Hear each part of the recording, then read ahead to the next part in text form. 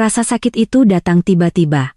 Bagaikan sebilah baja sedingin es yang menusuk lurus ke perut bagian bawahku. Perutku menegang, melilit, lalu perlahan menjalar ke punggung, membuat seluruh tubuhku kaku seperti balok kayu. Aku sedang dalam proses persalinan, dan aku benar-benar sendirian. Keluarga suamiku telah mengunciku di dalam rumah dan pergi berlibur. 7 hari kemudian, saat mereka kembali, aku sudah tiada. Mereka akan mendapati rumah ini terjual, dunia mereka hancur berkeping-keping. Aku rebah, tanganku mencengkeram lengan sofa, napasku pendek dan terengah-engah. Gelas jus jeruk yang baru kubuat tumpah ke meja kopi, akibat tanganku yang gemetar. Keringat dingin membasahi dahiku, menempelkan rambutku ke kulit. Aku menggigit bibirku kuat-kuat, mencoba meyakinkan diri bahwa ini hanyalah kontraksi palsu. Hal yang normal di minggu-minggu terakhir kehamilan, tapi ternyata bukan. Gelombang kedua datang seketika, jauh lebih dahsyat dan buas. Rasanya seperti 1000 jarum menusuk dagingku secara bersamaan, memaksa erangan kesakitan keluar tanpa sadar dari bibirku. Namaku Arini, dan aku sedang mengandung anak Bima, suamiku. Usia kandunganku 38 minggu. Dokter bilang kemungkinan masih 1 atau 2 minggu lagi sebelum bayiku lahir. Mungkin putraku bisa merasakan dinginnya suasana di rumahnya sendiri dan ingin segera keluar. Kuangkat mataku yang kabur karena sakit ke arah orang-orang yang berdiri di ruang tamu. Mereka semua ada di sana, suamiku Bima, ibunya Ratna, dan adik perempuannya Sinta. Tapi tak satu pun dari mereka menatapku dengan sedikit pun kekhawatiran. Sebaliknya, wajah mereka menunjukkan campuran kejengkelan, gangguan, dan sedikit penghinaan.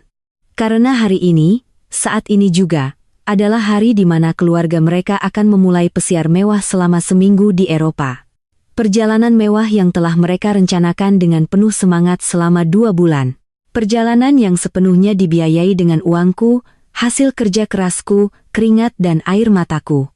Bima, suamiku, berpakaian necis dengan setelan jas mahal, rambutnya disisir rapi ke belakang dengan gel. Ibu Ratna mengenakan mantel bulu yang norak tapi mewah, seuntai kalung mutiara berkilau di lehernya. Sinta mengenakan gaun desainer baru, memegang tas tangan edisi terbatas. 3 koper besar sudah siap di dekat pintu. Mereka hanya menunggu jemputan mobil ke bandara. Dan penderitaanku di mata mereka tak lebih dari sebuah pertunjukan yang kikuk, sebuah gangguan yang tidak menyenangkan. Wah, lihat akting pemenang Piala Citra ini. Sinta adalah yang pertama bicara, suaranya penuh sarkasme. Dokter bilang kamu masih punya waktu seminggu lagi. Apa kamu harus memilih hari ini, tepat saat kami akan pergi, untuk membuat drama kecil ini? Waktumu pas sekali, ya? Aku berusaha bicara, suaraku lemah dan patah-patah. Tidak, aku tidak pura-pura. Ini benar-benar sakit. Kurasa aku akan melahirkan. Melahirkan. Jangan konyol, bentak Ibu Ratna, matanya yang tajam menatapku seperti pisau. Jangan coba-coba main drama manipulatif denganku. Aku tahu tipemu. Kamu lihat kami akan bersenang-senang, jalan-jalan ke luar negeri, dan kamu jadi cemburu. Kamu buat-buat drama ini untuk merusak kesenangan semua orang. Tiket kapal pesiar, hotel, semuanya tidak bisa dibatalkan atau diuangkan kembali. Jadi jangan harap. Kualihkan tatapan putus asaku pada Bima, memohon. Aku berharap ada sedikit rasa kemanusiaan, secercah kepedulian dari pria yang kunikahi. Tapi dia menghindari mataku, memalingkan wajahnya dan bergumam, sudahlah, coba tahan saja. Mungkin cuma sakit perut biasa. Pergilah berbaring di kamar sebentar. Nanti juga baikan. Kami tidak akan lama, kok, cepat saja. Cepat? Seminggu penuh? Seminggu dalam penderitaan? Dan dia menyebutnya cepat. Hatiku serasa diremas. Kontraksi lain menyerangku, membuatku jatuh tersungkur di lantai marmer yang dingin. Aku menggeliat, dan tiba-tiba aliran cairan hangat deras mengalir dari antara kedua kakiku. Air ketubanku pecah. Benar-benar pecah. Mas Bima, tolong aku. Air ketubanku pecah, telepon ambulans, kumohon. Aku terkesiap, suaraku nyaris tak terdengar. Tapi permohonan putus asaku seolah hanya bisikan di angin. Suara klakson mobil terdengar dari jalan masuk. Mobilnya sudah datang. Mobilnya sudah datang, seru Ibu Ratna gembira, melambaikan tangannya seolah mengusir pertanda buruk. Ayo berangkat. Cepat nanti kita ketinggalan pesawat. Biarkan saja dia, tambahnya acuh tak acuh. Dia cuma mau melahirkan, bukan sekarat. Dia wanita dewasa. Dia bisa panggil gocar sendiri ke rumah sakit. Dia bukan anak kecil. Dengan itu, dia meraih kopernya, roda-rodanya berderak di atas ubin, setiap suaranya menghancurkan hatiku menjadi debu. Sinta dengan antusias mengikuti, menarik kopernya sendiri. Hanya Bima yang tersisa, ragu-ragu di ambang pintu. Dia menatapku, yang menggeliat di lantai, lalu ke arah ibu dan adiknya yang tidak sabar memanggil namanya. Keraguan di matanya hanya berlangsung sedetik. Pada akhirnya, sifat pengecut dan tak bertulangnya menang. Dia menggigit bibir dan melontarkan pukulan terakhir yang kejam. Sebuah kalimat yang lebih brutal dari 1000 pisau. Maaf, Arini. Aku tidak bisa melawan ibu. Kamu urus dirimu sendiri, ya. Lalu dia berbalik dan menarik koper terakhir keluar pintu. Aku membeku, air mata mengalir di wajahku. Aku tidak percaya. Pria yang telah kukorbankan segalanya, yang keluarganya telah kuberikan kehidupan mewah, bisa memperlakukanku seperti ini. Rasa sakit fisik tidak ada apa-apanya dibandingkan dengan penderitaan di jiwaku. Tapi bagian yang paling mengerikan belum datang. Saat mereka bertiga di luar, aku mendengar suara Ibu Ratna kembali terdengar. Kunci pintunya, Bima. Kunci gerendelnya juga. Kunci ganda. Untuk jaga-jaga kalau dia nekat mengikuti kita ke bandara untuk membuat keributan. Memalukan sekali nanti. Biarkan saja dia di dalam rumah. Dia bisa melahirkan dengan tenang. Sebuah bunyi klik logam yang kering menggema di seluruh rumah. Lalu satu lagi. Suara kunci diputar 2 kali di lubang kunci. Mereka benar-benar melakukannya. Mereka telah mengunciku di dalam istanaku sendiri, meninggalkanku menghadapi persalinan sendirian. Terjebak di antara hidup dan mati. Rumah yang luas itu tiba-tiba menjadi sunyi senyap, hanya dipecah oleh napasku yang terengah-engah dan rintihan lemahku. Aku berbaring di lantai yang dingin, menatap kosong ke langit-langit berukir. Segala sesuatu di sekitarku begitu mewah, begitu tak berjiwa, kontras yang kejam dengan situasiku yang putus asa. Ketidakpedulian mereka bukan hanya sebuah pintu yang terkunci. Itu adalah hukuman mati yang mereka jatuhkan padaku dan anakku yang belum lahir. Dalam kabut rasa sakit, aku mulai tertawa, tawa pahit dan pilu yang menggema di ruangan-ruangan kosong. Arini, kamu bodoh. Bodoh sekali. Kamu mengorbankan segalanya untuk sekawanan benalu. Mereka menguras rekening bankmu, tinggal di rumahmu. Dan saat kamu paling membutuhkan mereka, mereka membuangmu seperti sampah, cinta, keluarga. Semuanya bohong. Pintu yang berat itu terbanting menutup. 2 bunyi klik kunci yang jelas terdengar seperti palu hakim yang menyegel nasibku. Aku terbaring melingkar di lantai marmer yang dingin, merasakan setiap kontraksi rahim tanpa ampun mengencangkan cengkeramannya di tubuhku. Penderitaan fisik dan keputusasaan batin menyatu menjadi badai yang mengancam menelan kewarasanku. Sejenak, aku ingin menyerah. Aku ingin membiarkan kegelapan menelanku, untuk mengakhiri siksaan duniawi ini. Tapi kemudian, sebuah tendangan lembut dari dalam rahimku menarikku kembali ke kenyataan. Itu putraku. Dia berjuang, menggunakan seluruh kekuatannya yang baru tumbuh untuk menuntut haknya untuk hidup. Aku tidak boleh mati. Aku tidak bisa membiarkan putraku mati sia-sia karena kebodohan ibunya. Aku harus hidup, bukan hanya untuk diriku sendiri, tapi untuknya. Kemarahan yang membara tiba-tiba melonjak dalam diriku, lebih kuat dari rasa sakit manapun. Itu berubah menjadi energi aneh, meresap ke setiap otot, memberiku sisa kekuatan terakhir. Aku harus memanggil bantuan. Ponselku. Ponselku ada di atas meja TV, sekitar 5 meter jauhnya. Jarak yang biasanya bisa kutempuh dalam beberapa langkah kini terasa seluas gurun. Dengan setiap kontraksi, aku menggeliat, kuku-kuku jariku menggores lantai, menciptakan suara melengking yang mengerikan. Aku menggigit bibirku hingga aku merasakan rasa anyir darah, tapi rasa tajam itu membantuku tetap sadar. Aku mulai menyeret diriku, senti demi senti yang menyiksa. Gaun hamilku, basah oleh cairan ketuban dan keringat, menempel di tubuhku, membuat setiap gerakan menjadi usaha yang luar biasa. Jejak basah yang panjang menandai jalanku di lantai, seperti jejak darah hewan yang terluka parah berjuang untuk bertahan hidup. Akhirnya, setelah terasa seperti selamanya, tanganku yang gemetar menyentuh ponsel. Layarnya menyala, menampilkan foto pernikahanku dengan Bima sebagai latar belakang.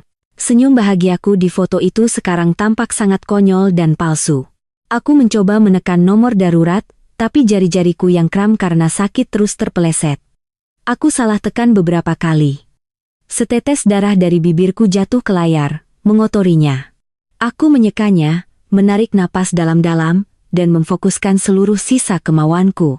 Akhirnya, panggilan itu tersambung. Halo, sentral panggilan darurat. Ada yang bisa dibantu? Tolong. Tolong saya. Aku terkesiap, suaraku nyaris tak dikenali. Saya mau melahirkan. Terkunci di dalam rumah. Alamatnya di Jalan Akasia nomor 9, Perumahan Pondok Hijau. Aku hanya berhasil mengatakan sebanyak itu sebelum kontraksi mengerikan lainnya melanda, membuatku menjatuhkan ponsel. Kesadaranku mulai memudar. Tapi aku tahu aku tidak boleh pingsan. Ada satu orang lagi yang harus kuhubungi. Satu-satunya orang di dunia yang bisa kupercaya sepenuhnya.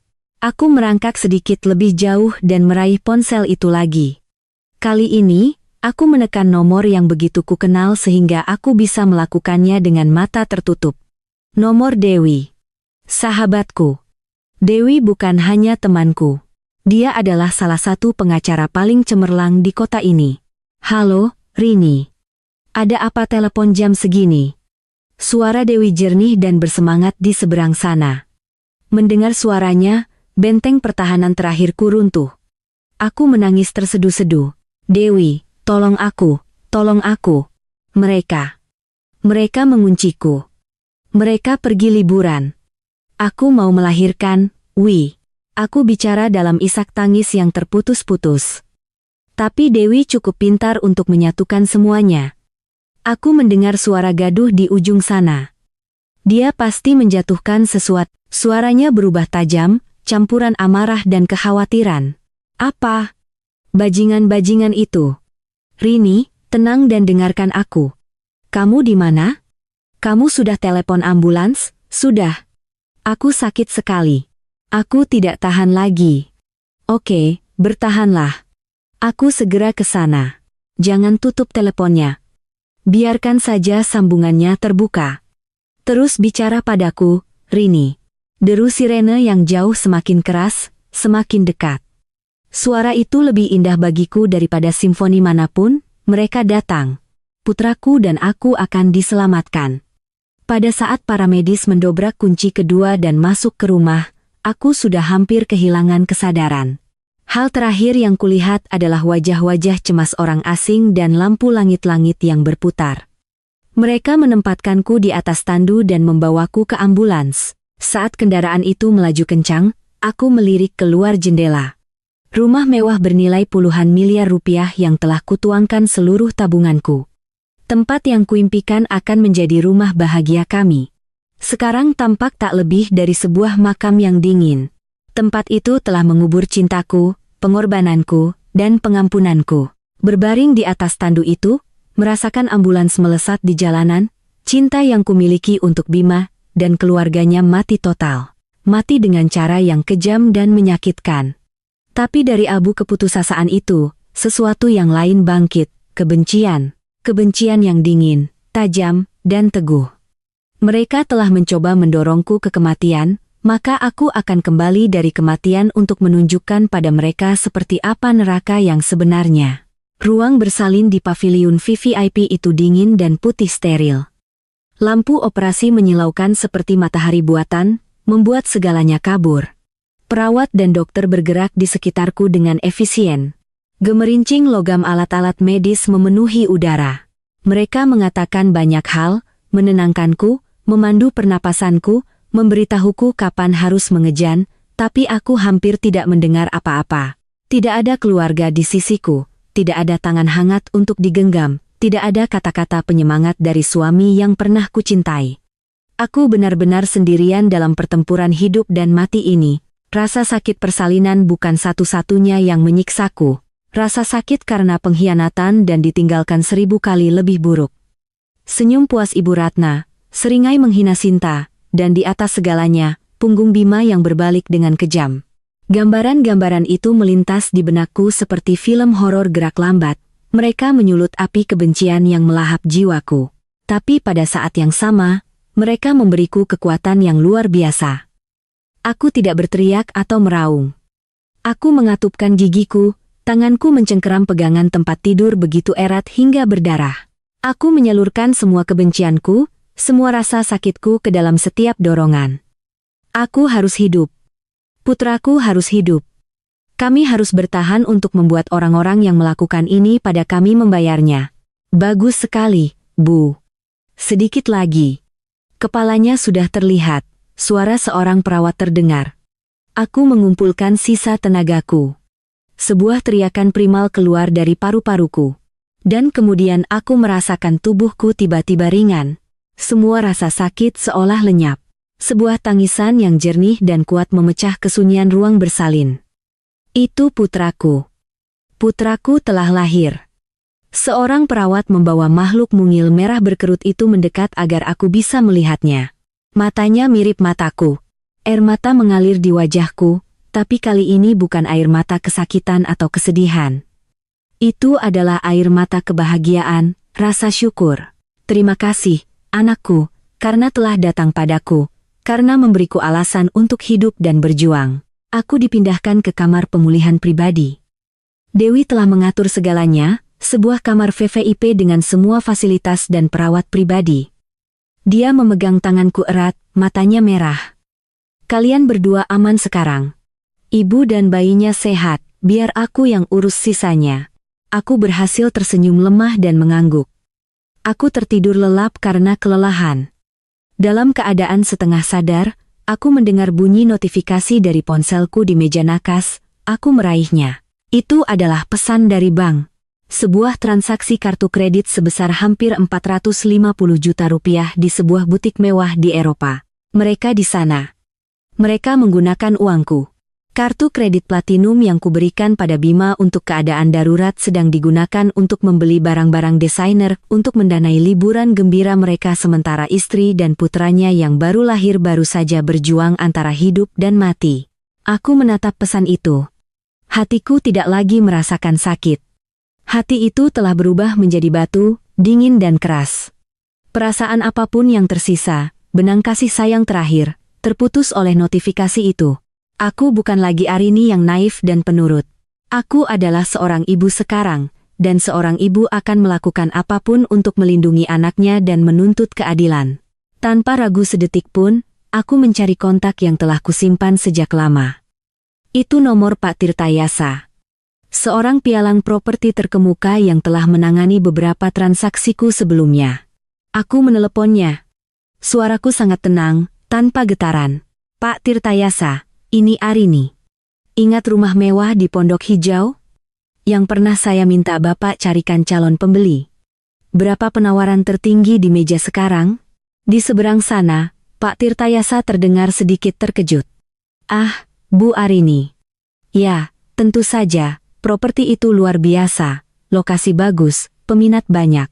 Saat ini, ada klien dari Singapura yang sangat serius. Mereka menawarkan 42 miliar rupiah, tunai sekali bayar. Tapi saya rasa kalau kita tunggu. Tidak perlu menunggu, potongku, nadaku tegas. 42 miliar. Ambil tawarannya. Katakan pada mereka jika setuju, mereka bisa membawa uang tunai dan surat-suratnya ke Paviliun Bersalin Harapan Bunda, kamar 707, besok pagi, kita akan tanda tangani kontrak di sini. Saya ingin semua dokumen diselesaikan secepat mungkin. Pak Tirtayasa terdiam beberapa detik, mungkin terkejut dengan ketegasanku. Tapi sebagai seorang profesional, dia cepat pulih. Baik, Bu. Jika Ibu sudah memutuskan, saya akan segera menghubungi mereka. Ibu istirahat saja. Aku menutup telepon. Aku melihat keluar jendela. Langit di luar mulai cerah. Hari baru akan tiba, dan hidupku juga akan memulai babak baru hari ini. Sebuah babak yang ditulis dengan darah, air mata, dan pembalasan.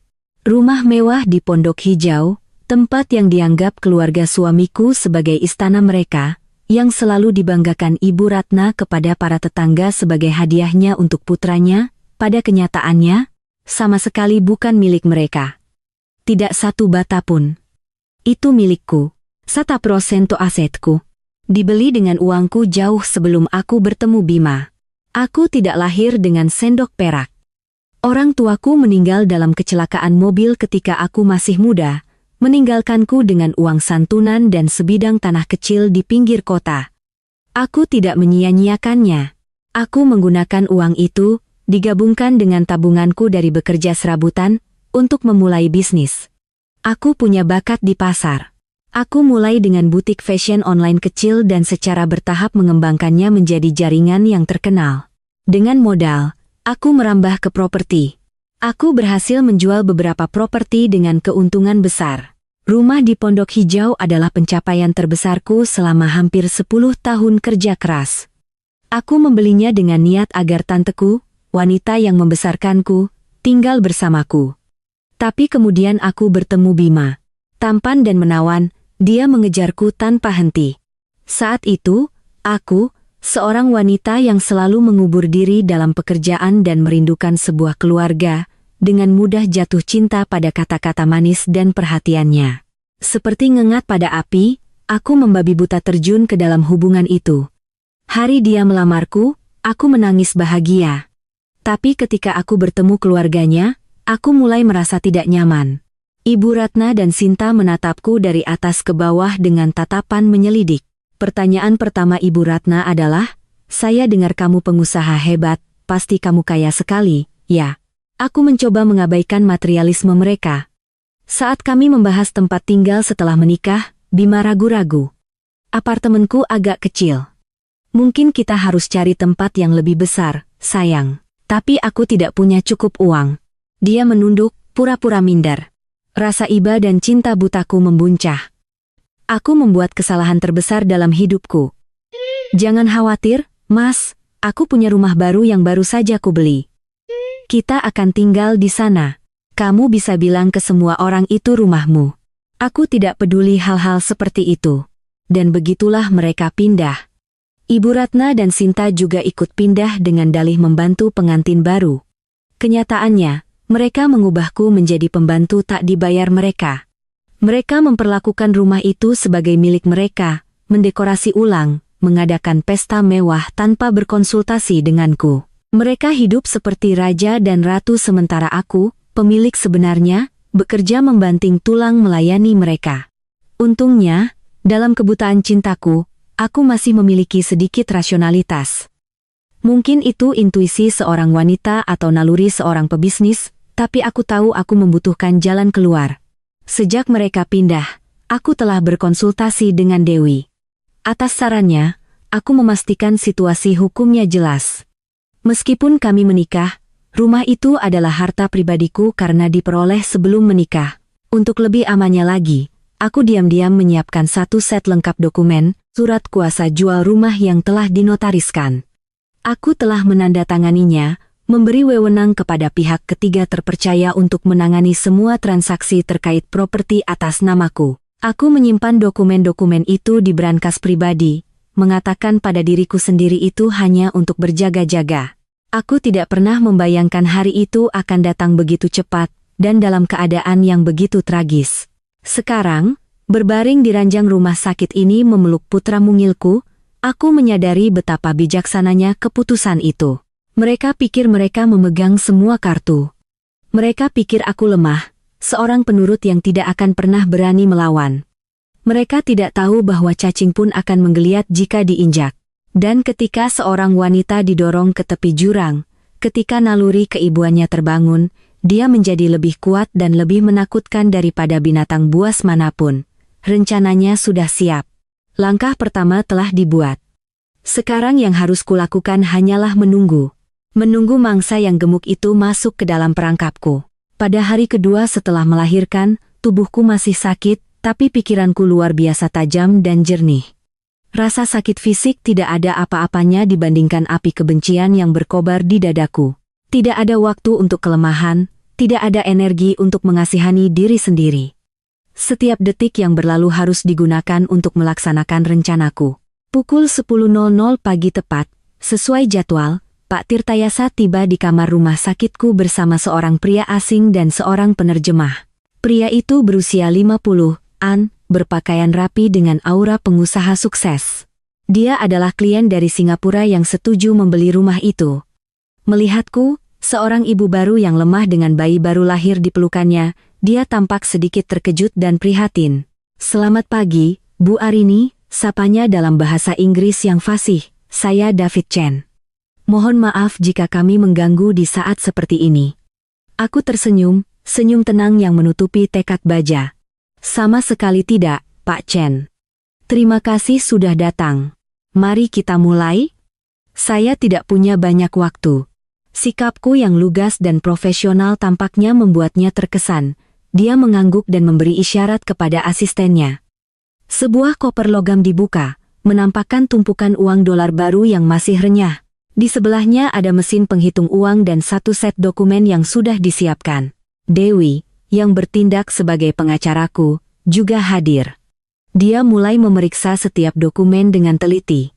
Semuanya berjalan cepat, profesional, dan tenang. Kamar rumah sakitku yang mewah telah berubah menjadi kantor penutupan transaksi properti mini. Sementara mereka bekerja, aku memeluk putraku erat-erat.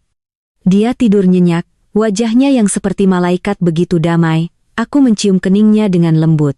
"Anakku, maafkan ibu kamu harus lahir dalam situasi yang sulit ini. Tapi percayalah, semua yang ibu lakukan sekarang adalah untuk masa depanmu. Ibu tidak akan membiarkanmu hidup dalam keluarga penipu, juga tidak akan membiarkanmu menderita karena dinginnya sikap orang-orang yang seharusnya menjadi kerabatmu. Ibu akan membangun dunia baru untukmu, dunia yang hanya dipenuhi cinta dan kedamaian." "Rini, semuanya beres," suara Dewi membawaku kembali ke masa kini. "Kontraknya solid dan dananya sudah diverifikasi dan ditransfer ke rekening penampungan bank. Yang kita butuhkan sekarang hanya tanda tanganmu." Dia memberiku pulpen dan kontrak. Aku melihat baris-baris itu. Penjual, Arini. Pembeli, David Chen. Tanganku sedikit gemetar. Ini bukan hanya sebuah tanda tangan. Ini adalah tusukan pedang, pukulan terakhir untuk pernikahanku dan untuk keluarga yang telah menginjak-injakku. Aku menarik napas dalam-dalam dan dengan tegas menandatangani namaku. Setiap goresan jelas dan kuat.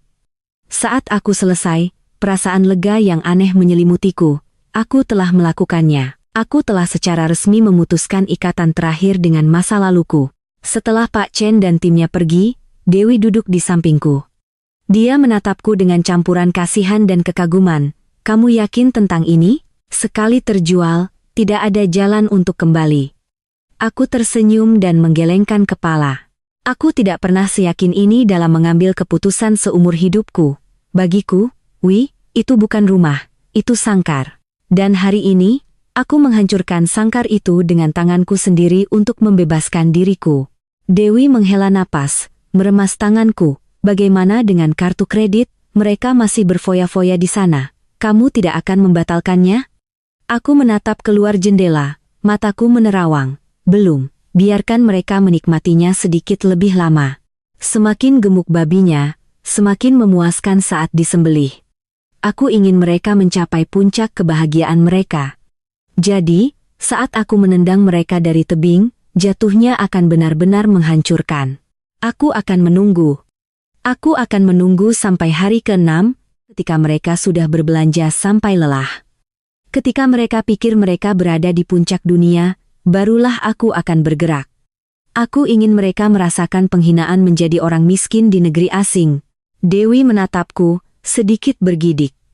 Mungkin dia tidak bisa mengenali teman yang lembut dan sabar yang pernah dikenalnya dalam diri wanita yang dingin dan penuh perhitungan ini. Tapi dia tidak tahu bahwa kekejaman mereka telah menempa Arini yang baru ini. Aku tidak menjadi jahat. Aku hanya mengambil kembali apa yang menjadi milikku. Aku menegakkan keadilan dengan caraku sendiri. Sementara aku terbaring di ranjang rumah sakit, mengobarkan perang untuk merebut kembali hidupku, ribuan kilometer jauhnya, 3 orang yang menyebut diri mereka keluargaku sedang menikmati surga palsu. Paris, kota cahaya, telah menyambut mereka dengan segala kemegahannya. Mereka, yang belum pernah bepergian semewah ini, benar-benar terpesona. Mereka menginap di sebuah suite megah di Hotel Bintang 5 yang menghadap ke Menara Eiffel. Dari balkon mereka, Ibu Ratna menghirup udara Eropa yang segar dan tertawa puas. Nah, ini baru hidup. Beginilah seharusnya hidup ini dijalani. Aku sudah muak terjebak di pinggiran kota yang membosankan itu. Dia dengan mudah lupa bahwa pinggiran kota yang membosankan itu telah memberinya semua yang dia nikmati sekarang. Sinta tidak bisa melepaskan pandangannya dari butik-butik di Champs-Élysées. Dia seperti ngengat pada api, berpindah-pindah antara merek-merek mewah. Dia mencoba gaun demi gaun, sepatu demi sepatu, tas demi tas. Setiap kali dia menggesek kartu kredit tambahan, yang terhubung ke rekening utama Bima, dia merasakan gelombang kebahagiaan murni. Dia memposting ratusan selfie ke media sosialnya dengan keterangan seperti menghirup udara Paris, mewah dan belanja ringan sudah mengisi satu koper baru lagi. Ups, banjir komentar iri dari teman-temannya memicu kesombongannya. Bima, satu-satunya pria dalam perjalanan itu, tidak berbeda. Dia membeli setelan jas desainer dan jam tangan Swiss mahal, hal-hal yang hanya diimpikannya sebelumnya. Dia dengan cermat membangun citra seorang CEO sukses, seorang pewaris kaya. Dia telah sepenuhnya menghapus bayangan istrinya yang menggeliat kesakitan di lantai. Atau lebih tepatnya, dia sengaja memilih untuk lupa karena bayangan itu adalah pengingat akan kepengecutannya sendiri. Malam itu, mereka makan malam di sebuah restoran berbintang Michelin. Selama makan, mereka tidak lupa membicarakan aku. Bukan dengan keprihatinan, tapi dengan cemoohan dan penghinaan. Kira-kira istrimu itu sudah melahirkan belum, ya? Kata Ibu Ratna, sambil mengunyah sepotong steak mahal. Bima mengangkat bahu acuh tak acuh. Mungkin. Dia bisa panggil taksi online. Rumah sakit swasta itu kan pelayanannya bintang 5. Dia akan baik-baik saja. Sinta menimpali dengan sinis. Aku hanya khawatir nanti saat kita kembali, dia akan menggunakan bayi itu untuk membuat kita merasa bersalah dan sok berkuasa. Dia tipe orang yang diberi hati minta jantung. Syukurlah ibu punya ide untuk mengunci pintunya. Kalau tidak, dia pasti akan menempel pada kita dan merusak seluruh perjalanan ini. Berani sekali dia. Mata Ibu Ratna menyipit. Kalau dia berani macam-macam saat kita kembali, akan kuberi pelajaran dia. Rumah itu rumahku, dibeli dengan uang anakku. Dia hanya numpang datang untuk melahirkan anak untuk kita. Setelah dia melahirkan cucuku, kalau dia tidak melayani kita dengan patuh, akan kusir dia. Mereka semua tertawa terbahak-bahak, tawa kejam mereka menggema di restoran yang elegan itu. Mereka yakin bahwa aku masih Arini yang bodoh seperti kemarin. Mereka percaya bahwa setelah mereka kembali, aku akan tetap menjadi domba yang jinak, tunduk pada setiap perintah dan hinaan mereka. Mereka tidak tahu bahwa domba itu telah mati. Dan yang menanti mereka di rumah bukanlah istri yang penurut dan menantu yang patuh, tetapi seekor phoenix yang terlahir kembali dari abu, siap membakar semua yang palsu dan jahat. Mereka bersenang-senang dalam fantasi mereka, tidak menyadari bahwa mereka sedang menari di tepi jurang. Tali gantungan yang tak terlihat sudah terpasang, mengencang setiap jam. Dan mereka, dalam ketidaktahuan dan kesombongan mereka, terus bernyanyi dan menari, tidak menyadari jurang yang menganga di kaki mereka. Semakin banyak kegembiraan yang mereka rasakan, semakin banyak yang mereka habiskan, semakin menyakitkan kejatuhan mereka nantinya, dan itulah yang kutunggu. 5 hari pertama,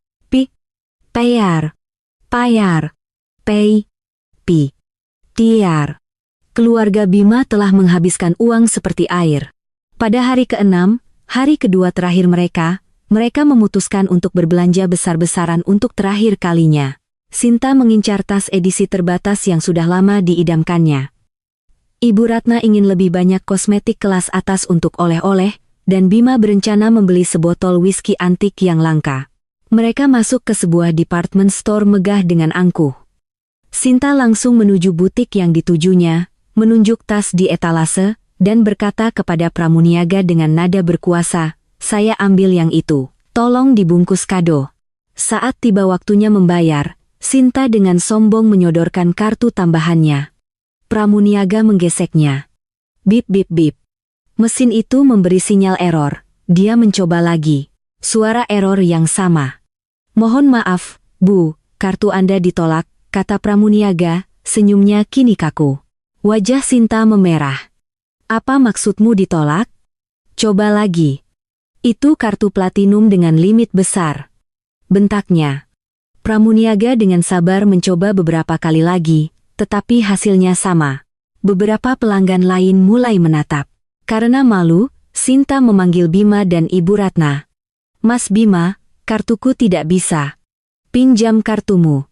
Bima mengerutkan kening, bingung, tetapi menyerahkan kartu utamanya, yang diterbitkan atas namaku tetapi kuberikan padanya. Dia dengan percaya diri memberikannya kepada Pramuniaga. Hasilnya adalah bunyi bip tanpa ampun yang sama. Ditolak. Sekarang, mereka bertiga benar-benar panik. Bagaimana bisa? "Kemarin masih baik-baik saja," gumam Bima, wajahnya memucat. Dia mengeluarkan dompetnya dan mencoba setiap kartu tambahan lain yang kuberikan, tidak ada satupun yang berfungsi. Semuanya telah menjadi potongan plastik tak berguna. Kepanikan berubah menjadi ketakutan. Bima bergegas ke sudut dan mengeluarkan ponselnya untuk meneleponku. Panggilan berdering sekali, lalu langsung masuk ke pesan suara. Dia menelepon lagi. Hasil yang sama. "Nomor yang Anda tuju sedang tidak aktif." Suara otomatis itu terdengar mengejek. Dia menelepon lagi dan lagi dengan panik, tetapi hanya disambut oleh keheningan. Ibu Ratna melihat wajah putranya yang pucat pasi dan menjadi cemas. "Ada apa, Nak? Ada apa?" "Aku tidak bisa menghubunginya." "Teleponnya tidak masuk," kata Bima, suaranya bergetar. "Jangan-jangan dia membatalkan kartunya." Sinta nyeletuk, menyuarakan pikiran yang mereka semua miliki tetapi tidak berani akui. "Dia tidak akan berani," jerit Ibu Ratna, tetapi suaranya tidak memiliki nada memerintah seperti biasanya dan diwarnai ketakutan. "Dari mana dia dapat keberanian? Jika dia melakukan ini, akan kucekik lehernya saat kita kembali." Tetapi ancaman mereka tidak berguna sekarang. Kenyataan pahitnya adalah mereka terdampar di negara asing tanpa sepeser pun uang. Uang tunai sedikit yang mereka bawa sudah habis di hari-hari pertama. Sekarang, tidak hanya mereka tidak bisa berbelanja, tetapi mereka menghadapi masalah yang jauh lebih besar, membayar malam terakhir mereka di hotel dan tiket pesawat pulang. Mereka harus dengan malu meninggalkan department store di bawah tatapan menghakimi semua orang di sekitar mereka. Sikap angkuh dan glamor mereka telah lenyap, digantikan oleh penghinaan total. Sore itu, Bima pontang-panting, menelepon setiap teman dan kenalan di Indonesia untuk meminjam uang. Dia harus memohon, merayu, dan menahan penolakan halus serta pertanyaan penuh curiga. Pada akhirnya, dia berhasil meminjam sejumlah kecil uang, cukup untuk membayar tagihan hotel dan membeli 3 tiket pesawat kelas ekonomi menit terakhir untuk pulang. Penerbangan mereka berangkat tengah malam, duduk di kursi sempit di kabin yang pengap, tidak ada yang bicara. Surga mereka telah runtuh, perjalanan impian telah berakhir menjadi mimpi buruk. Ibu Ratna ungu karena marah, menggertakkan giginya. Sinta terisak pelan, meratapi harta karunnya yang hilang dan egonya yang terluka. Adapun Bima, dia duduk tak bergerak, menatap keluar jendela pesawat ke dalam kegelapan. Pikirannya kacau. Dia marah padaku, tetapi juga ketakutan. Dia tidak bisa mengerti apa yang sedang terjadi. Apakah Arini yang penurut dan penurut benar-benar berani melawan, atau ada tragedi lain yang terjadi di rumah? Apapun itu, dia tahu bahwa ketika pesawat mendarat, sesuatu yang lebih buruk sedang menunggu mereka. Dia tidak tahu bahwa kartu yang dibatalkan hanyalah babak pembuka. Pertunjukan utama, siksaan yang sebenarnya, belum dimulai. Penerbangan panjang dan melelahkan itu akhirnya mendarat di Bandara Soekarno-Hatta pada dini hari. Bima, Ibu Ratna, dan Sinta keluar dari terminal tampak seperti pengungsi. Pakaian desainer mahal mereka terlihat sangat tidak pada tempatnya di tubuh mereka yang lelah dan berongga. Kegembiraan dan kesombongan awal keberangkatan mereka telah hilang, digantikan oleh kesuraman yang berat dan menindas. Tanpa sepatah kata pun, mereka memanggil taksi untuk kembali ke rumah mereka. Sepanjang perjalanan yang panjang, tidak ada yang bisa tidur. Pikiran Ibu Ratna dipenuhi oleh satu pikiran, menghukum menantunya. Dia membayangkan dirinya menyerbu masuk ke dalam rumah, menjambak rambutku, meneriakiku, memaksaku berlutut dan memohon ampun karena telah mempermalukannya. Sinta merasa getir tentang liburannya yang hancur dan sudah merencanakan cara untuk menyiksaku. Bima tetap diam, pikirannya menjadi medan pertempuran emosi yang saling bertentangan. Dia marah pada pembangkanganku, tetapi juga takut bahwa sesuatu yang sangat salah telah terjadi, sesuatu di luar kendalinya. Dia hanya ingin pulang, untuk menghadapiku, untuk mendapatkan jawaban. Taksi berhenti di depan gerbang yang sudah dikenalnya di perumahan Pondok Hijau. Setelah seminggu pergi, rumah itu masih terlihat megah dan megah seperti biasa. Perasaan lega sesaat menyelimuti mereka.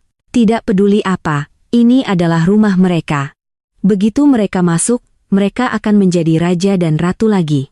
Bima membayar sopir, dan mereka bertiga menyeret koper-koper berat mereka ke gerbang depan. Dia mengeluarkan kuncinya dan memasukkannya ke dalam lubang kunci. Klek. Dia mengerutkan kening. Kuncinya tidak bisa masuk sepenuhnya. Dia mencoba lagi, menggoyangkannya, tetapi tidak berhasil. Kuncinya sepertinya telah dirusak. Aneh. Tidak bisa dibuka, gumamnya.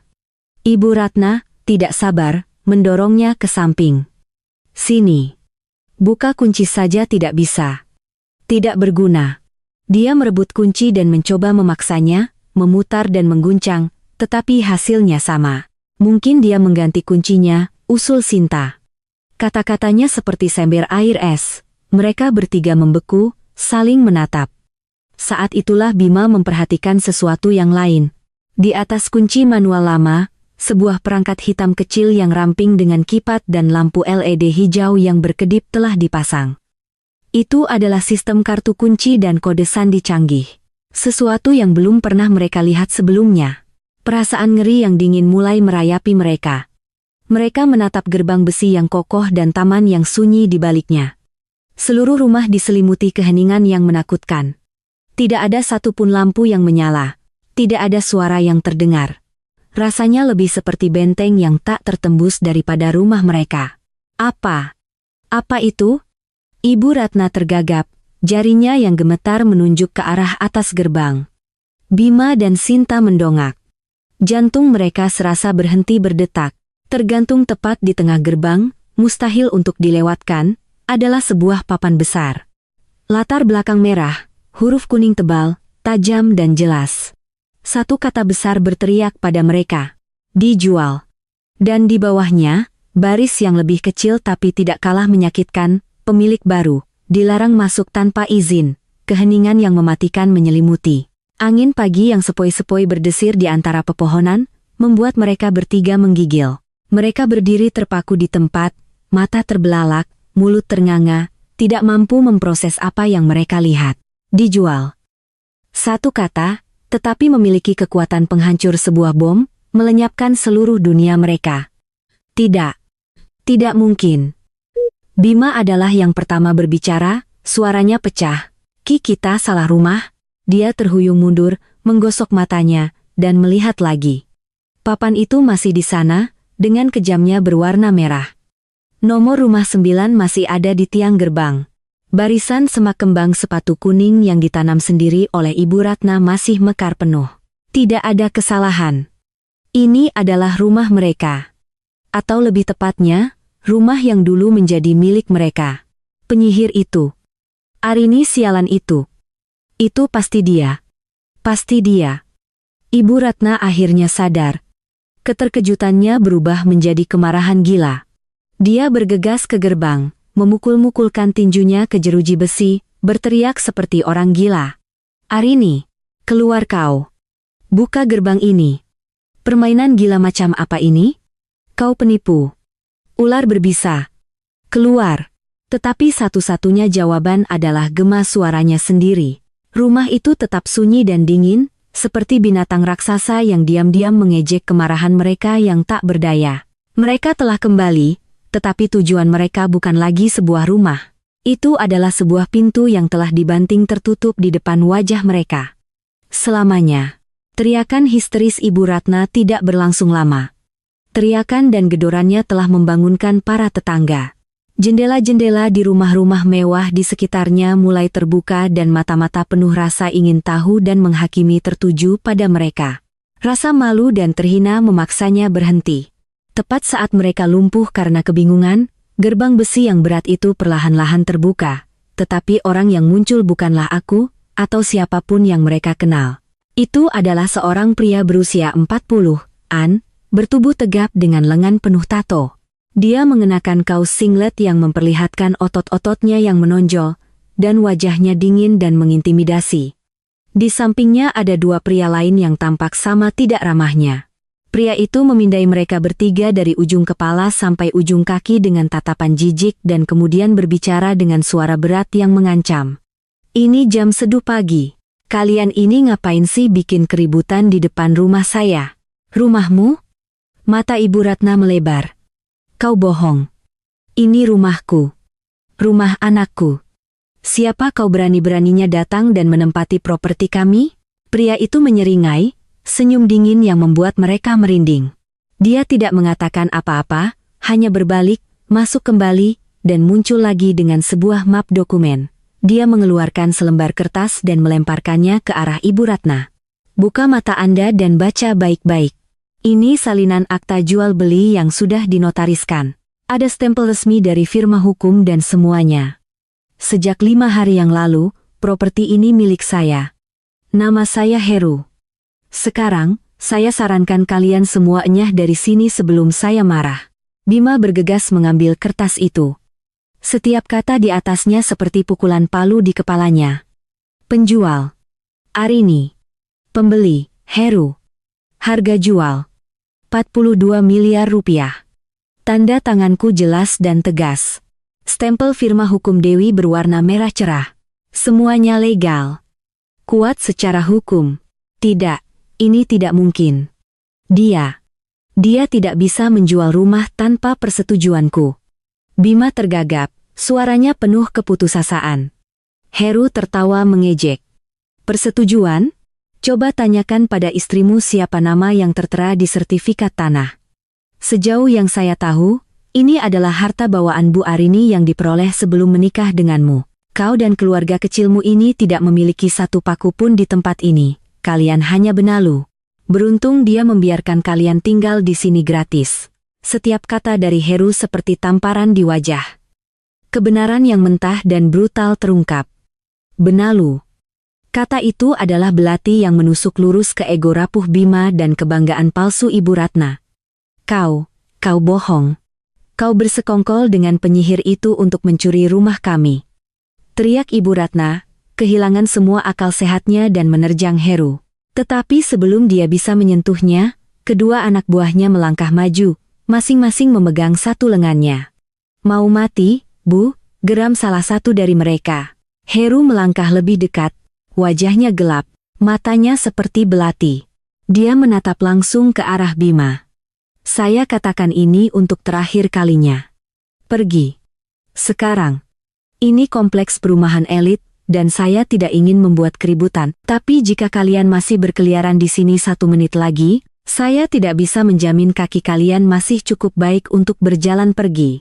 Ancaman yang tidak terselubung itu membuat Bima dan Sinta gemetar ketakutan. Mereka tahu pria ini tidak menggertak.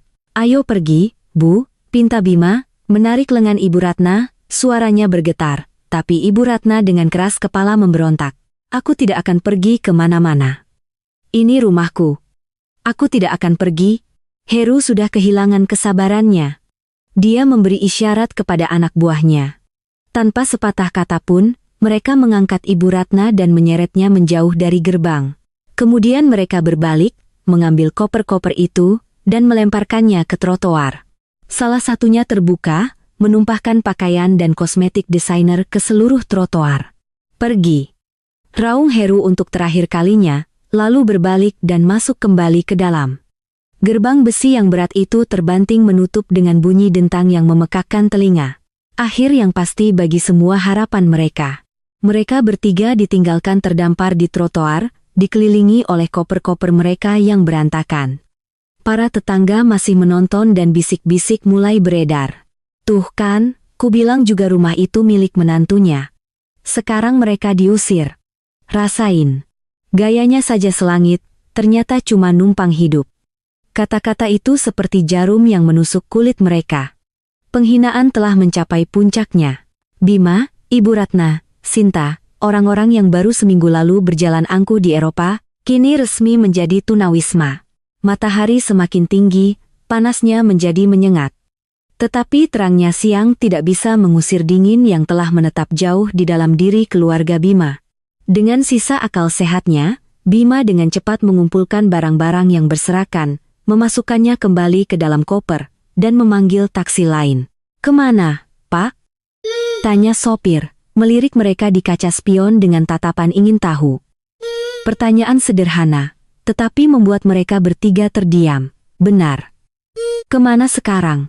Mereka tidak punya rumah untuk kembali. Teman, kerabat? Setelah Ibu Ratna menyombongkan kekayaan baru mereka kepada semua orang, siapa yang mau membantu mereka dalam keadaan seperti sekarang? Mereka mencoba seorang teman Bima, hanya untuk disambut dengan penolakan yang sopan tapi tegas. Mereka pergi ke kerabat jauh Ibu Ratna, yang memberi mereka beberapa lembar ratusan ribu dan dengan cepat menutup pintu di depan wajah mereka. Akhirnya, saat malam tiba, tanpa tempat lain untuk pergi, taksi menurunkan mereka di sebuah taman kota dekat terminal bus yang bising dan ramai. Mereka kehabisan uang.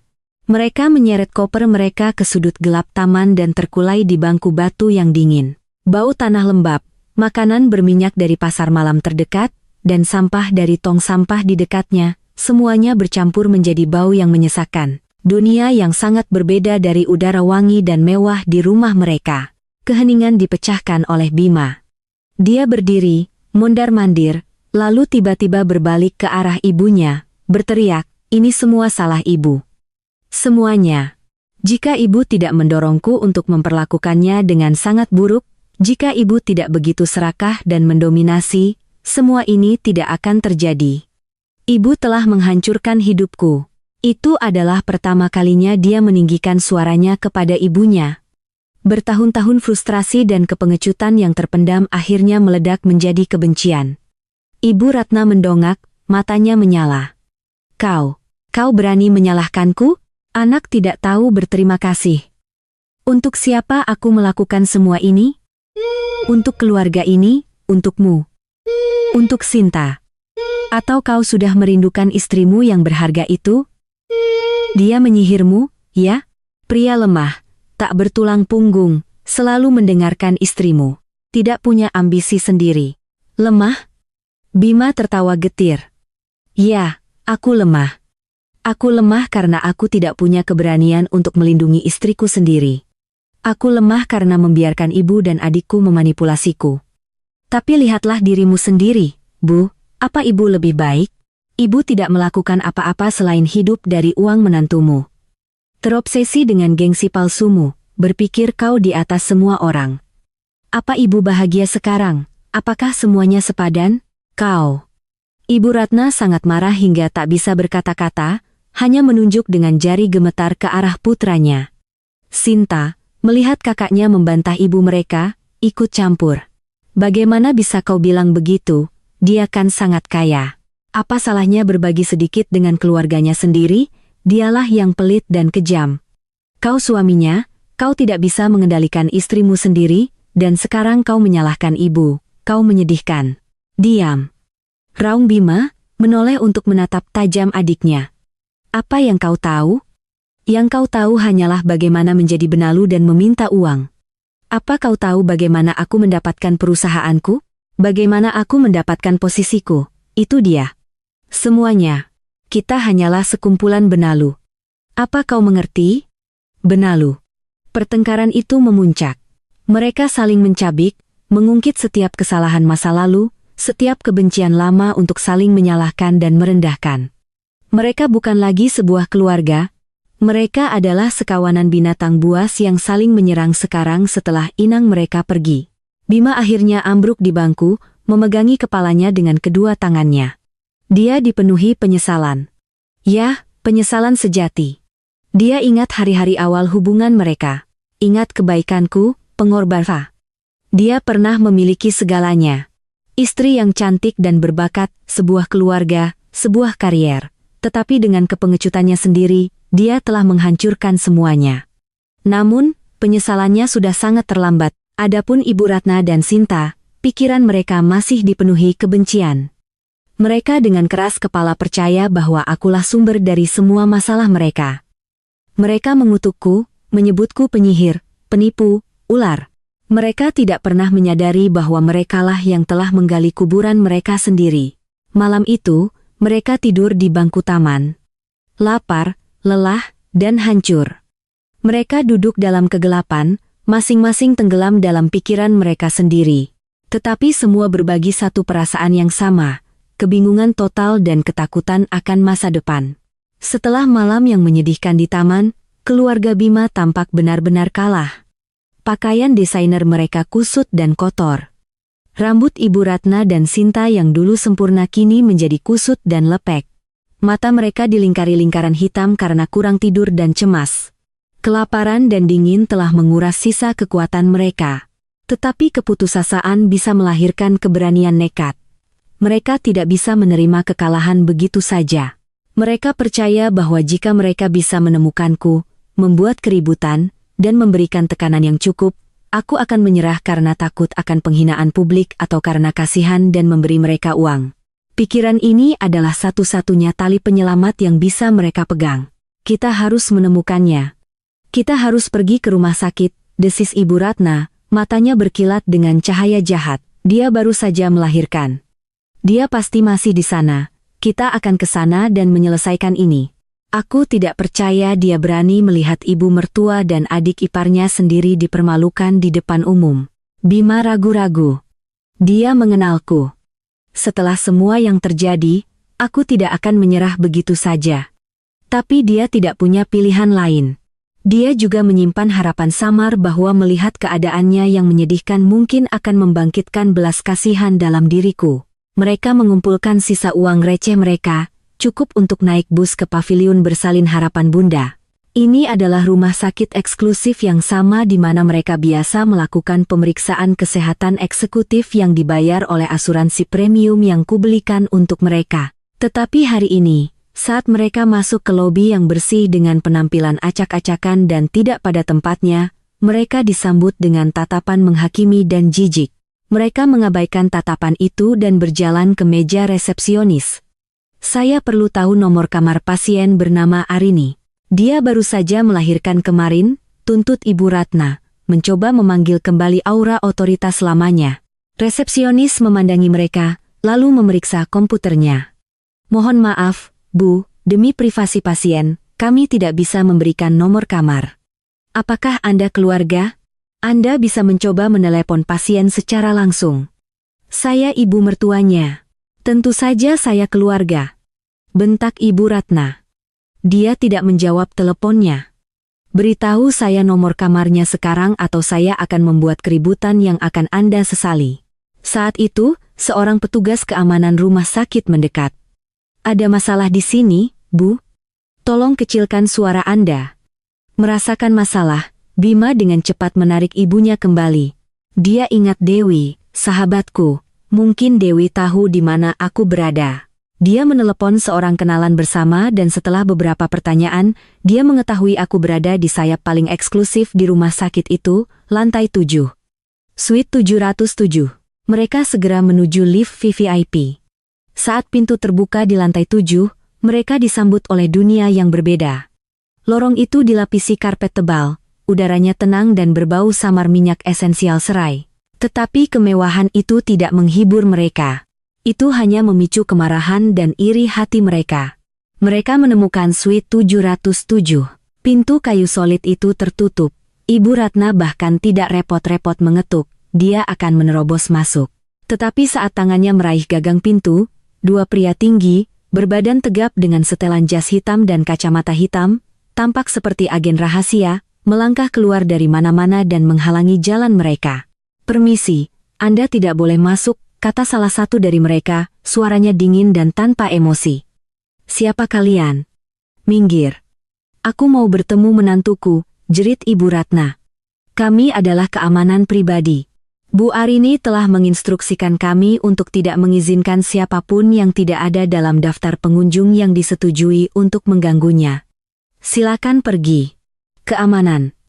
Aku telah menyewa keamanan. Mereka bertiga tertegun. Mereka tidak percaya aku telah bertindak begitu tegas. Aku tidak hanya menjual rumah dan membatalkan kartu. Aku telah menyewa pengawal untuk menjauhkan mereka. Ketidakberdayaan berubah menjadi kegilaan. Ibu Ratna menggunakan trik lamanya. Dia menjatuhkan diri ke lantai dan mulai meratap. Ya Tuhan, semuanya, datang dan lihat ini. Menantuku yang kaya telah menyewa pengawal untuk melarang ibu mertuanya sendiri masuk. Aku hanya ingin melihat cucuku, dan dia bahkan tidak mengizinkannya. Anak macam apa yang tidak tahu berterima kasih dan tidak punya hati ini? Sinta ikut bergabung, air mata mengalir di wajahnya. Kak Rini, bagaimana bisa kau begitu kejam? Ini ibu. Beliau hanya ingin melihat bayinya. Kenapa kau begitu tidak punya hati? Mereka membuat keributan di lorong yang tenang. Beberapa pintu terbuka dan wajah-wajah penasaran mengintip. Tim keamanan rumah sakit sendiri datang dengan cepat, dan suasana menjadi kacau. Mereka pikir dengan membuat keributan mereka bisa mempermalukanku untuk keluar, tetapi sekali lagi mereka salah perhitungan. Aku telah meramalkan semua ini, dan aku telah menyiapkan sambutan khusus untuk mereka. Tepat saat pertunjukan Ibu Ratna dan Sinta mencapai puncaknya, pintu suite 707 perlahan terbuka, tapi bukan hanya aku yang muncul. Aku berada di kursi roda, didorong oleh seorang perawat. Di lenganku, aku menggendong putraku, tidur nyenyak, terbungkus selimut kasmir yang lembut. Di sampingku berdiri Dewi, dan di belakangnya ada dua pengacara lain dari firma hukumnya. Kemunculanku seketika membungkam kekacauan. Semua mata tertuju padaku. Ibu Ratna dan Sinta berhenti menangis, menatapku dengan kaget. Mungkin mereka terkejut dengan penampilanku. Aku tidak lagi berantakan dengan pakaian hamil longgar. Meskipun baru saja melahirkan, riasanku ringan dan elegan, rambutku ditata rapi, aku mengenakan setelan santai sutra berwarna krem yang chic, bahkan di kursi roda, aku memancarkan aura anggun dan kuat. Wajahku tidak menunjukkan jejak kesedihan atau kelemahan, hanya ketenangan yang dingin. Bima menatapku, lalu pada bayi di lenganku, putranya. Tapi dia tidak berani melangkah maju. Sebuah dinding tak terlihat telah didirikan di antara kami. Sudah selesai pertunjukannya, Bu? Tanyaku, suaraku jernih dan dingin, menggema di lorong. Jika sudah, silakan berdiri. Lantai rumah sakit dingin, dan tidak baik untuk kesehatan wanita lanjut usia. Ibu Ratna terdiam, wajahnya memerah, lalu pucat. Dia tidak pernah menyangka aku akan menghadapinya dengan begitu tenang. Rini. Au. Jelaskan ini. Bagaimana dengan rumahnya? Berani sekali kau menjual rumahku? Dia tergagap, mencoba mendapatkan kembali agresinya. Aku tersenyum tipis dan meremehkan. Rumah ibu? Saya rasa ibu salah. Rumah itu, dari batu bata pertama hingga helai rumput terakhir, dibayar dengan uang saya. Anda dan keluarga Anda hanyalah tamu. Dan ketika pemilik tidak lagi menginginkan tamu untuk tinggal, wajar jika mereka pergi. Kau, dasar tidak tahu berterima kasih. Aku akan menuntutmu, menuntut saya. Aku mengangkat alis. Bagus sekali. Saya juga punya beberapa masalah yang ingin saya bawa ke hadapan hukum. Aku memberi isyarat kepada Dewi. Dewi melangkah maju dan membuka tas kerjanya. Dia mengeluarkan sebuah dokumen dan menyerahkannya kepada Bima. Pak Bima, ini adalah surat gugatan cerai. Bu Arini sudah menandatanganinya. Silakan Anda tinjau dan tanda tangani. Kantor kami akan menangani sisanya dengan penasihat hukum Anda. Tangan Bima gemetar saat dia mengambil dokumen itu. Kata-kata gugatan cerai seperti pukulan fisik, dia menatapku, matanya memohon. Rini. Jangan, kumohon. Aku tahu aku salah. Beri aku satu kesempatan lagi. Aku menggelengkan kepala, tatapanku tak tergoyahkan. Kesempatan? Aku sudah memberimu dan keluargamu terlalu banyak kesempatan. Tapi apa yang kau lakukan? Kau meninggalkan aku dan anakku untuk mati saat kami paling membutuhkanmu. Bagiku, Bima, kau sudah mati saat kau berbalik dan mengunci pintu itu. Dewi mengeluarkan satu set dokumen lagi. Dan ini adalah surat somasi resmi. Kami mengajukan gugatan perdata terhadap Ibu Ratna dan Sinta atas perbuatan tidak menyenangkan, pencemaran nama baik, dan pelecehan. Kami juga mengajukan laporan pidana terhadap Pak Bima atas tindakan membahayakan nyawa orang lain dan kelalaian pidana. Semua bukti dari kesaksian tetangga, laporan para medis, hingga foto-foto liburan sombong kalian di media sosial telah kami kumpulkan. Setiap kata dari Dewi seperti palu godam yang menghantam mereka. Wajah mereka menjadi pucat pasi. Laporan pidana. Mereka tidak pernah membayangkan tindakan mereka bisa memiliki konsekuensi seberat itu. Aku menatap mereka satu persatu. Ibu Ratna gemetar ketakutan. Sinta pucat seperti hantu. Dan Bima. Dia menundukkan kepalanya, bahunya bergetar. Permainan sudah berakhir, kataku, suaraku akhirnya diwarnai kelelahan. Aku tidak mau melihat wajah kalian lagi. Mulai sekarang, pengacaraku yang akan menangani semuanya. Keamanan, tolong antar tamu-tamu ini keluar. Dengan itu, aku memberi isyarat agar perawat mendorong kursi rodaku kembali ke dalam kamar. Aku tidak menoleh ke belakang. Aku tidak akan menyia-nyiakan sedetik pun lagi hidupku untuk orang-orang itu. Pintu tertutup, mengembalikan putraku dan aku ke kedamaian. Di luar, aku bisa mendengar permohonan putus asa Bima yang samar dan kutukan tak berdaya Ibu Ratna. Tapi suara-suara itu tidak berarti apa-apa lagi bagiku. Aku adalah seekor phoenix. Aku telah bangkit dari api pengkhianatan. Dan mulai hari ini, aku hanya akan terbang menuju matahari. Konfrontasi di lorong rumah sakit adalah pukulan telak, menghancurkan sisa-sisa harapan terakhir keluarga Bima. Terhina dan ketakutan, mereka menyelinap pergi dari rumah sakit. Gugatan hukum dan ancaman tuntutan pidana menggantung di atas mereka seperti pedang Damokles, membuat mereka tidak bisa makan atau tidur. Tapi itu hanyalah awal dari mimpi buruk mereka. Aku telah mengatakan aku tidak hanya akan mengambil kembali apa yang menjadi milikku, tetapi aku juga akan menghancurkan semua yang telah mereka bangun di atas uang dan pengorbananku. Target pertamaku adalah karir Bima, perusahaan rintisan teknologi yang dijalankannya. Citra CEO muda dan berbakat yang dengan bangga ia kultivasikan, hanyalah cangkang kosong. Aku telah menyediakan lebih dari 80% modal awal perusahaan. Dia hanyalah seorang manajer yang diagungkan, menerima gaji dan sebagian kecil keuntungan. Selama bertahun-tahun, aku telah membiarkannya hidup dalam ilusi kesuksesannya sendiri, semua sebagai persiapan untuk hari ini. Segera setelah meninggalkan rumah sakit, urusan pertamaku adalah meminta pengacaraku mengirimkan surat pemberitahuan resmi ke perusahaannya. Aku menggunakan hak kontraktualku untuk menarik seluruh modal investasiku. Penarikan tiba-tiba pemegang saham mayoritas membuat perusahaan langsung terjun bebas. Mitra kehilangan kepercayaan, proyek-proyek terhenti, dan pinjaman bank ditarik. Tanpa uang tunai untuk membayarnya, dalam sebulan, perusahaan yang dulu berkembang pesat itu berada di ambang kebangkrutan. Bima, sang CEO necis, kini berlarian mati-matian mencoba mendapatkan pinjaman, tetapi sia-sia. Tanpa dukunganku, dia terekspos apa adanya, benar-benar tidak kompeten. Karirnya yang berharga hancur menjadi debu. Berikutnya adalah Ibu Ratna. Wanita yang seumur hidupnya dilayani, hidup dalam kemewahan, kini harus menghadapi kenyataan baru yang keras. Tanpa rumah dan tanpa sumber penghasilan, dia bersama putra dan putrinya harus menyewa sebuah kamar kos sempit dan kumuh di daerah kumuh kota. Kamar itu nyaris tidak seluas 20 meter persegi, tanpa AC, dan keran yang selalu bocor, bau selokan menguar dari gang. Dia harus berbelanja bahan makanan, memasak, dan mencuci pakaian sendiri. Pekerjaan yang selalu dianggapnya di bawah martabatnya. Perubahan drastis dalam kondisi kehidupan ditambah dengan guncangan psikologis menyebabkan kesehatannya memburuk dengan cepat. Tekanan darah tinggi kronis dan diabetesnya kambuh, menyiksanya. Tetapi sekarang dia tidak punya uang untuk rumah sakit swasta atau obat-obatan kelas atas. Dan akhirnya, Sinta. Sang putri kecil yang hanya tahu cara berbelanja dan berpesta, kini merasakan kemiskinan. Kartu kredit tambahannya diblokir secara permanen. Barang-barang desainer yang dibelinya dengan cicilan kini jatuh tempo. Tanpa uang untuk membayar, penagih utang menelepon dan mengirim pesan tanpa henti.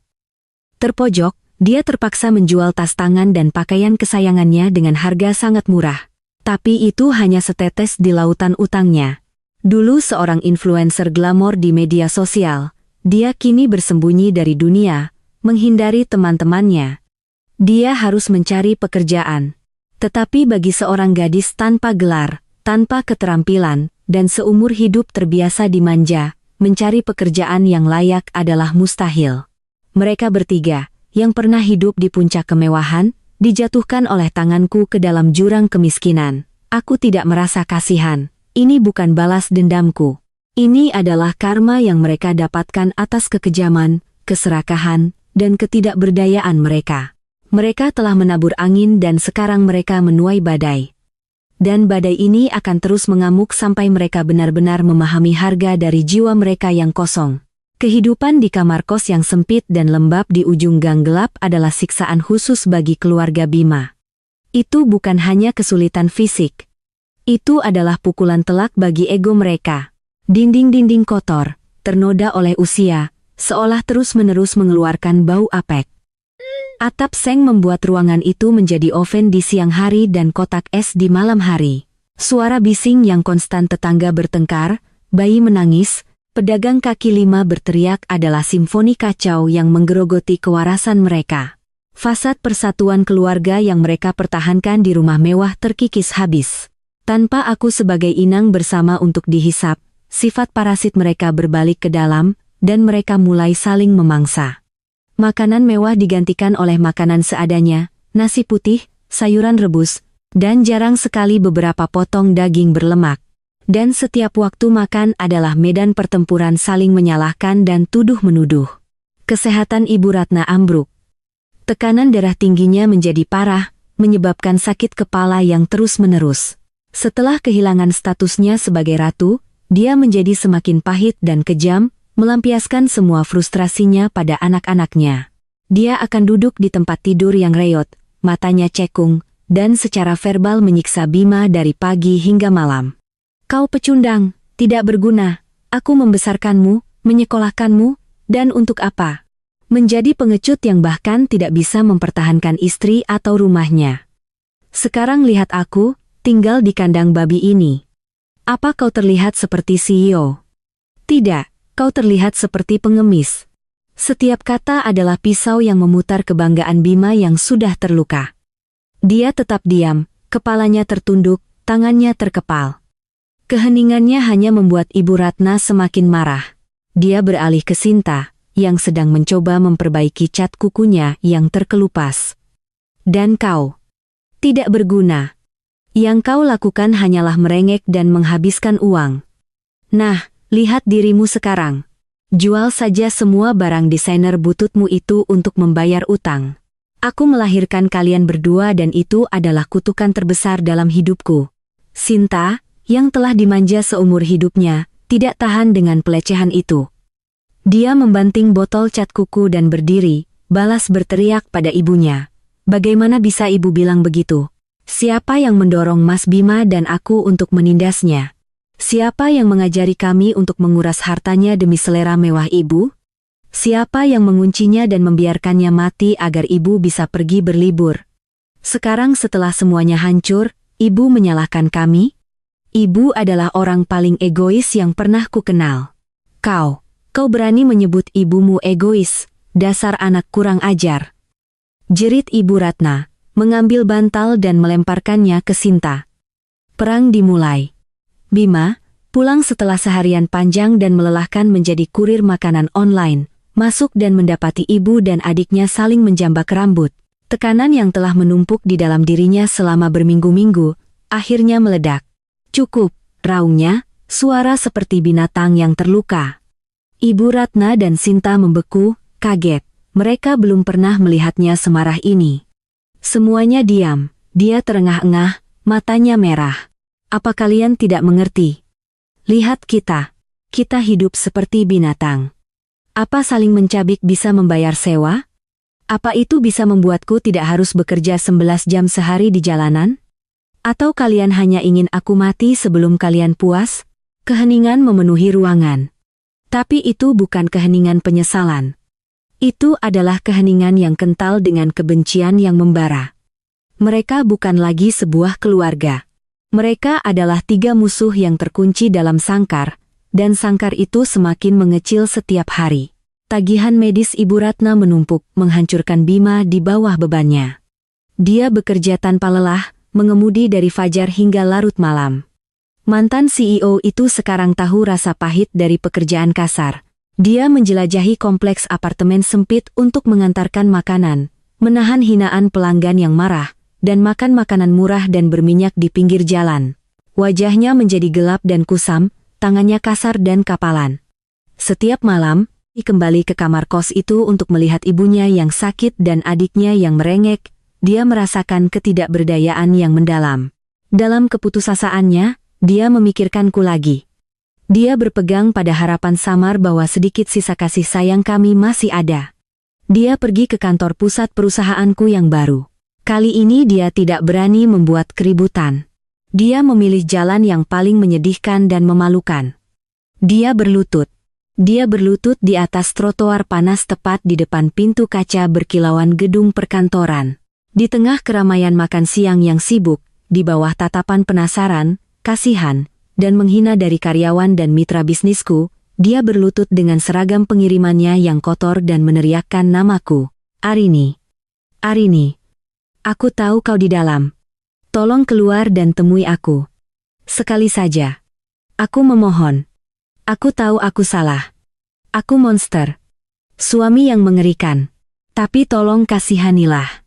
Selamatkan ibuku. Dia sekarat. Demi apa yang pernah kita miliki. Demi anak kita. Tolong beri aku kesempatan untuk bertahan hidup. Aku sedang dalam pertemuan penting dengan mitra internasional di lantai 25. Dari jendela panoramaku, aku bisa melihat pemandangan di bawah dengan sempurna. Kerumunan orang berkumpul dan di tengahnya adalah pria yang pernah menjadi suamiku, merendahkan dirinya dengan cara yang paling menyedihkan. Hatiku tidak tergerak. Aku tidak merasa kasihan. Aku hanya merasa itu menggelikan. Menggelikan betapa terlambat dan betapa palsunya permohonannya. Dia memohon untuk ibunya, bukan karena dia menyesali apa yang dia lakukan padaku. Dia masih pria egois yang sama, hanya memikirkan keluarganya sendiri. Aku tidak turun. Keheninganku adalah respons yang paling kuat. Aku menelepon kepala keamanan gedung. Ada seorang pria yang menyebabkan gangguan publik di pintu masuk utama. Tolong minta tim Anda mengawalnya keluar dari properti sediskret mungkin. Saya tidak ingin ada keributan. Tim keamanan efisien. Beberapa kata yang tenang tapi tegas ditambah dengan tatapan menghakimi dari kerumunan sudah cukup untuk membuat Bima bangkit dan pergi dengan kekalahan. Saat dia berbalik, aku melihat keruntuhan total di matanya. Harapan terakhirnya telah padam. Dia kembali ke kamar kos, membawa beban kegagalan dan rasa malunya. Dia melampiaskan semua frustrasi, kemarahan, dan kebenciannya pada 2 wanita yang menunggunya. Pertengkaran paling mengerikan yang pernah mereka alami meletus. Dia menampar Sinta. Sinta balas mencakarnya. Suara teriakan, perabotan pecah, dan tangisan memenuhi ruangan kecil itu. Ibu Ratna, yang terbaring di tempat tidur, menyaksikan anak-anaknya saling mencabik. Darah mengalir ke kepalanya. Dia menderita stroke parah. Matanya memutar ke belakang, dia mengeluarkan beberapa suara menggelegak, dan kemudian dia lemas. Keluarga mereka, cangkang kosong yang disebut keluarga itu, akhirnya meledak, bukan karena aku, tetapi karena sifat parasit mereka sendiri. Ketika tidak ada lagi yang bisa dipegang, mereka saling menyerang, menghancurkan diri mereka sendiri. Dalam kepanikan, Bima membawa ibunya ke unit gawat darurat. Sinta, trauma oleh serangan kakaknya dan syok karena ibunya pingsan, benar-benar ketakutan. Dia dengan cepat mengemasi tas kecil, mencuri beberapa lembar uang terakhir yang disembunyikan Bima di bawah kasurnya, dan melarikan diri ke dalam malam. Dia telah memilih jalannya sendiri, yang dia pikir akan lebih mudah, menjadi simpanan seorang pria kaya yang sudah menikah, cukup tua untuk menjadi ayahnya, melanjutkan hidupnya sebagai benalu. Bima ditinggalkan sendirian, benar-benar sendirian di lorong rumah sakit umum yang dingin dan steril, menunggu kabar tentang ibunya yang sekarat. Dia telah kehilangan segalanya, istrinya, putranya, rumahnya, karirnya, dan sekarang bahkan apa yang disebutnya keluarga pun telah lenyap. Dia merosot ke lantai, membenamkan wajahnya di tangannya, bahunya yang kurus bergetar karena isak tangis tanpa suara. Air mata seorang pria yang terlalu terlambat dan terlalu tidak berarti, terhilang dalam keputusasaan sunyi rumah sakit.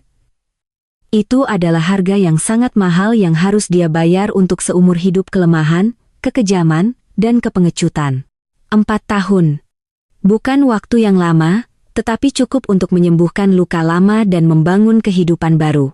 Badai mengerikan di masa lalu sekarang hanyalah kenangan jauh, pelajaran mahal yang tidak akan pernah kulupakan. Hidupku, yang terlahir kembali dari abu pengkhianatan, berkembang pesat, lebih cemerlang dan tangguh dari sebelumnya. Aku bukan lagi Arini yang lemah dan penurut yang hanya hidup untuk keluarga suaminya. Aku telah menemukan diriku kembali, versi yang lebih baik dan lebih kuat. Setelah perceraian, putraku Rian dan aku pindah ke sebuah gria tawang mewah yang menghadap ke cakrawala kota. Bangun setiap pagi dengan pemandangan panorama matahari terbit, melukis gedung-gedung pencakar langit dengan warna emas, memberiku rasa damai yang mendalam. Ini adalah rumah yang sesungguhnya. Aku mencurahkan energiku untuk pekerjaan. Merek fashionku tidak hanya bertahan di dalam negeri. Aku berekspansi secara internasional, membuka toko-toko andalan di Singapura dan London. Pekerjaan itu menuntut perjalanan sering, tetapi aku tidak pernah merasa lelah. Aku membangun kerajaanku sendiri, masa depan yang aman untuk diriku dan putraku. Tetapi kesuksesan bisnis bukan satu-satunya tujuanku. Pengalamanku yang menyakitkan mengajariku nilai welas asih dan berbagi. Aku mendirikan sebuah yayasan amal, Yayasan Fajar Baru, untuk ibu, yang didedikasikan untuk membantu para ibu tunggal dalam kesulitan. Kami menyediakan tempat tinggal sementara, pelatihan kejuruan, dan yang terpenting, membantu mereka mendapatkan kembali kepercayaan diri dan keyakinan pada diri mereka sendiri. Putraku Rian adalah cahayaku, sumber motivasiku yang tak ada habisnya. Dia sekarang adalah anak berusia 4 tahun yang cerdas, lucu, dan sangat penyayang. Meskipun tidak ada figur ayah di awal kehidupannya, aku memberinya semua cinta yang kumiliki. Dia tumbuh di lingkungan yang sehat, diajari tentang kebaikan, empati, dan harga diri. Dia adalah segalanya bagiku. Aku pernah berpikir hatiku tidak akan pernah bisa mencintai lagi. Tetapi takdir memperkenalkanku pada Arya, seorang arsitek berbakat, pria yang dewasa dan lembut dengan jiwa yang dalam. Kami bertemu melalui sebuah proyek amal yang kami berdua ikuti. Dia tidak terkesan dengan kekayaan atau statusku. Dia melihatku apa adanya, termasuk bekas luka yang kucoba sembunyikan. Dia mendengarkan ceritaku bukan dengan rasa ingin tahu tetapi dengan empati dan hormat. Dia mencintai Rian seperti anaknya sendiri, dengan sabar mengajarinya cara mengendarai sepeda dan membangun mahakarya Lego. Bersamanya, aku tidak perlu berpura-pura kuat, aku bisa menjadi rentan. Aku bisa bersandar padanya. Setahun setelah kami bertemu, dalam perjalanan ke pantai yang indah, di bawah matahari terbenam yang cemerlang, dia berlutut dan melamarku dengan cincin yang dirancangnya sendiri. Aku menangis haru. Pernikahan kami sederhana namun indah, diadakan di sebuah pantai dengan hanya keluarga dan teman terdekat kami. Sesekali, aku mendengar kabar tentang keluarga Bima melalui kenalan lama. Itu adalah kisah yang menyedihkan dan tragis yang ditulis oleh keserakahan dan keegoisan. Ibu Ratna meninggal sendirian di bangsal rumah sakit umum setelah lama terbaring di tempat tidur karena stroke. Kudengar bahkan di saat-saat terakhirnya, dia tidak menunjukkan penyesalan, hanya menggumamkan kutukan tentang bagaimana aku telah menghancurkan keluarganya. Kehidupan Sinta menjadi spiral ke bawah. Setelah disingkirkan oleh satu pria kaya, dia beralih ke pria berikutnya. Kecantikan dan masa mudanya memudar. Akhirnya, dia berakhir dengan pekerjaan kasar untuk bertahan hidup, tanpa suami, tanpa anak. Adapun Bima, setelah pemakaman ibunya, dia menjual sedikit yang tersisa untuk melunasi utang. Dia hidup menyendiri, bekerja sebagai pegawai gudang di luar kota. Beberapa tahun yang lalu, dia mencoba menghubungiku di media sosial, mengirim pesan panjang tentang penyesalannya dan keinginannya untuk melihat putranya. Aku membacanya, tetapi tidak pernah membalas. Aku tidak lagi membencinya, tetapi aku tidak bisa memaafkannya. Beberapa kesalahan bisa diperbaiki, tetapi beberapa luka tidak pernah sepenuhnya sembuh. Putraku berhak tahu tentang ayahnya, tetapi hanya ketika dia cukup dewasa untuk memahami dan menilainya sendiri. Aku tidak akan pernah menghadapkannya pada lingkungan beracun itu. Masa lalu adalah masa lalu. Hari ini adalah ulang tahun ke-5 Rian. Keluarga kecil kami berkumpul di taman atap Gria Tawang kami. Arya dengan sabar mengajari Rian cara mengendarai sepeda barunya tanpa roda bantu. Suara tawa riang putraku bercampur dengan angin sepoi-sepoi kota adalah musik yang paling indah. Aku duduk di ayunan sambil memegang secangkir teh hangat, tersenyum pada dua lelakiku. Aku pernah berpikir aku telah kehilangan segalanya. Kenyataannya, aku mendapatkan lebih banyak lagi. Aku kehilangan suami yang lemah untuk menemukan pasangan hidup sejati. Aku kehilangan keluarga palsu untuk membangun rumah yang penuh kasih sayang. Aku menyadari bahwa nilai seorang wanita tidak terletak pada seberapa banyak dia berkorban atau bertahan. Nilainya terletak pada kemandirian, otonomi, dan keberanian untuk mencintai dirinya sendiri. Ketika kau belajar menghargai dirimu sendiri, ketika kau berani berdiri dan melindungi martabatmu, kebahagiaan sejati akan menemukan jalannya kepadamu. Badai kemarin mengajarkanku itu. Dan sekarang, setelah segalanya, aku akhirnya bisa menikmati kedamaian dan ketenangan di bawah langit cerahku sendiri yang hangat.